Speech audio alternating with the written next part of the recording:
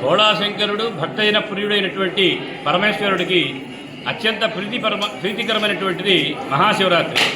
దీన్ని మహాశివరాత్రి అని ఎందుకన్నారంటే, మామూలుగా మనకి ప్రతి నెలలో కూడాను శివరాత్రి వస్తుంది, దాన్ని మాస శివరాత్రి అన్నాం. ఇది మహాశివరాత్రి. మహాశివరాత్రి ఎందుకంటే అసలు శివం అనే పదానికి కళ్యాణం, భద్రం, శ్రేయస్సు అని చెప్పి అర్థాలు ఉంటాయి.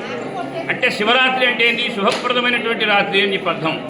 ఎవరైతే భక్తి విశ్వాసాలతో ఈ శివరాత్రి శుభ సందర్భంగా దగ్గరలో ఉంటే కనుక నదీ స్నానం చేసి ఆ పరమేశ్వరుని యొక్క దివ్యమైనటువంటి క్షేత్రాన్ని దర్శించుకొని పరమేశ్వరుని యొక్క దివ్యమైనటువంటి నామాన్ని జపించుకుంటూ, ఎందుకంటే మనకి ఒక్కొక్క యుగంలో ఒక్కొక్క విధమైనటువంటి విధానం చెప్పింది శాస్త్రం.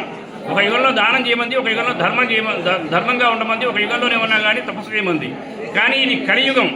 కలౌ స్మరణాన్ముక్తి అన్నారు. అంటే ఈ కలియుగంలో ఎవరైతే స్మరణ చేస్తారో వాళ్ళకి ముక్తి లభిస్తుంది.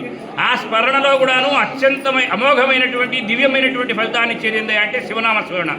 అందుకనే పెద్దలు అన్నారు, శివ శివ అనరా చింతలు తీరురా అని చెప్పి. అట్టి శివనామ స్మరణ చేసి ఆ శివనామ స్మరణ చేస్తూ కూడాను ఆ శివరాత్రి యొక్క ఉపవాసం ఇవన్నీ కూడా ఉంటూ భవ్యమైనటువంటి దివ్యమైనటువంటివి మహామహిమాన్వితమైనటువంటి అమరావతి పుణ్యక్షేత్రం, దీన్ని దక్షిణ కాశీ అన్నారు. అంతేకాదండి, ఇది అమరావతి అంటే సాక్షాత్తుగా దేవతలు నడయాడినటువంటి దివ్యభూమి ఈ అమరావతి.